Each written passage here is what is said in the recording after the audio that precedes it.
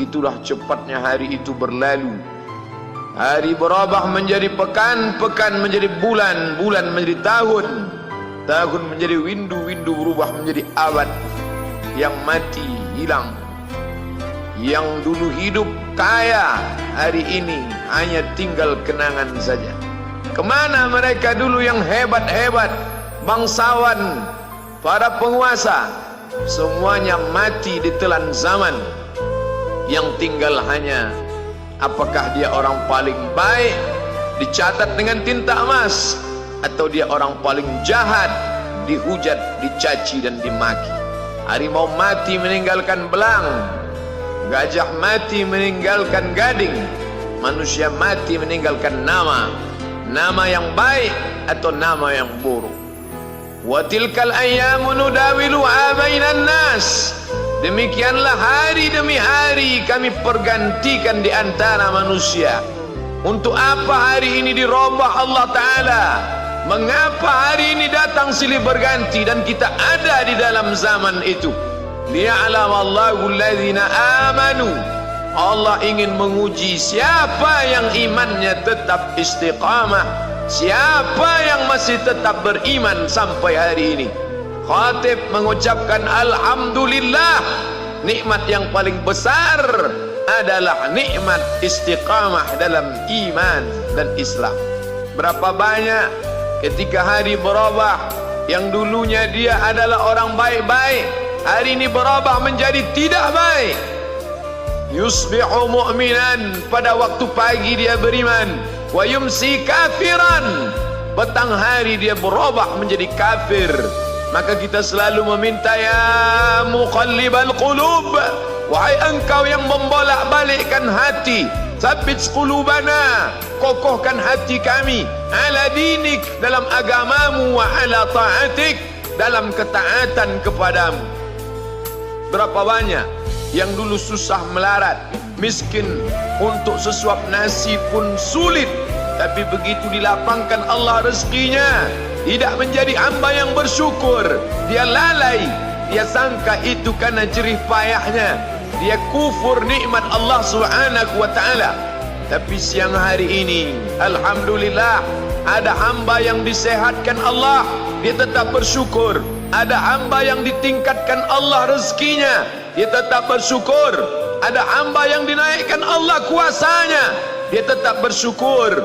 La in syakartum, kalau kamu syukuri nikmat itu, la azidannakum, pasti akan kutambah. Wala in kafartum, tapi ingat, kalau kamu kufur, kamu ingkar, inna azabi lasyadid, azabku amat sangat hebat, amat sangat dahsyat, amat sangat mengerikan. Berapa banyak orang di masa lalu mati dalam azab Allah Subhanahu wa ta'ala. Tapi itulah manusia, diambil dari kata nasya, lupa. Dia tidak pernah ingat apa yang pernah ditimpakan Allah kepada kaum-kaum sebelumnya. Wa ila samud akhahum salihah, kepada kaum Samud diutus Nabi Saleh. Mana mereka sekarang?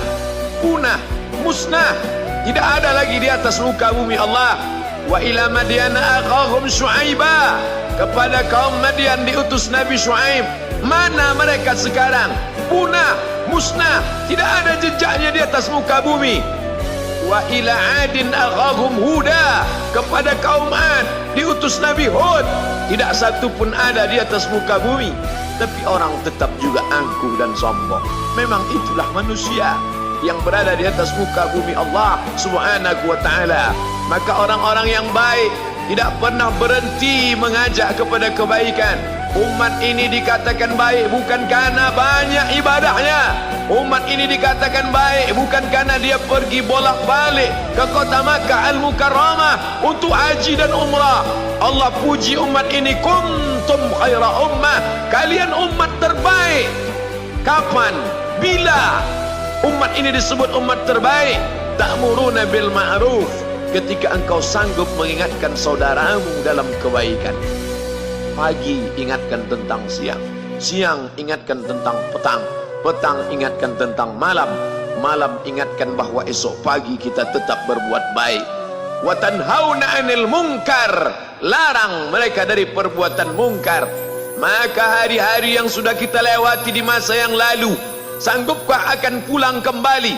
Pepatah Arab mengatakan lan tarji'al ayyamul lati madat, yang lalu tak dapat terulang kembali. Apakah semua itu berlalu begitu saja? Tidak ada yang percuma, tidak ada yang gratis, tidak ada yang sia-sia. Semua akan diminta pertanggungjawaban di hadapan Allah Subhanahu wa ta'ala. Sejak kita tegak di atas muka bumi ini, sejak kita diberikan nafas, diberikan hidup, diberikan nyawa, maka sejak itu kita ditanya, apa khalaqnakum abatha? Apakah kalian kami ciptakan sia-sia? Apakah kami sangka? Apakah kamu semua menduga bahwa kami menciptakan kamu lalu kamu tidak akan kembali menghadap kami? Semua akan diminta pertanggungjawaban di hadapan Allah Subhanahu wa ta'ala. Tidak ada kata yang dapat terucap dari lidah orang beriman selain ucapan astaghfirullahaladzim. Ampunkan segala dosaku di masa yang lalu. Aku lalai dan lupa ya Allah. Kami termasuk orang-orang yang menghilangkan usia kami ya Allah. Kami tak tahu ke mana umur kami selama ini. Berapa jam untuk perbuatan dosa, berapa untuk perbuatan maksiat. Padahal ketika tiba masanya, kami semua akan menghadapmu, dan pada saat itu semua akan dihitung menit demi detik. Detik semuanya tak ada yang dapat dari luput panggilan Allah Subhanahu wa ta'ala. Tidak ada yang lepas daripada pengawasan. Inna alaikum lahafizin, bersama kamu ada malaikat hafazah kiraman mulia, katibin mencatat, ya'lamuna ma taf'alun, dia tahu semua yang kamu lakukan. Betapa waktu-waktu yang lalu itu tak dapat kita tebus dengan apapun selain kita perbaiki di masa yang akan datang. Tingkatkan kualitas salat berjamaah, tingkatkan membaca Al-Quran. Andai usia kita sudah lanjut, tak dapat kita jemput, maka kita didik anak cucu generasi akan datang menjadi generasi yang Qurani dan Islami. Sab'atun yudhilluhumullah, ada 7 di antara yang dapat naungan Allah. Yauma la dhilla illa dhilluh, hari itu tidak ada naungan kecuali naungan Allah Subhanahu wa ta'ala. Di antara yang mendapat naungan itu adalah syabun, anak muda, nasya'at fi ibadatillah, anak muda yang tumbuh beribadah kepada Allah Subhanahu wa ta'ala. Andai masa muda kita penuh dosa, andai masa muda kita penuh narkoba, andai masa muda kita penuh zina, wal iyadzu billah wa na'udzu billah, jangan sangka Allah tutup pintu taubat. Innallaha la yaghfiru ayyushraka bihi, Allah tak terima taubat orang yang mempersekutukannya.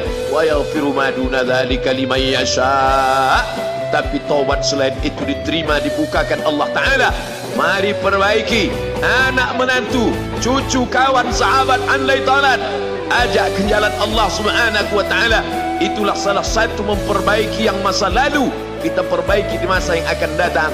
Di antara tujuan Allah mengapa dia buat kita masih hidup di akhir tahun ini, liya'lamallahu allazina amanu, Allah menguji siapa yang masih tetap dalam istiqamah iman dan Islam. Tujuan kedua, mengapa Allah buat kita hidup sampai hari ini? Wa yattakhidha minkum syuhada, wa yattakhidha minkum syuhada, Allah ingin melihat siapa di antara kita ini yang layak untuk menjadi syuhada. Iskariman, hidup mulia, au mutsyahidan, atau mati syahid.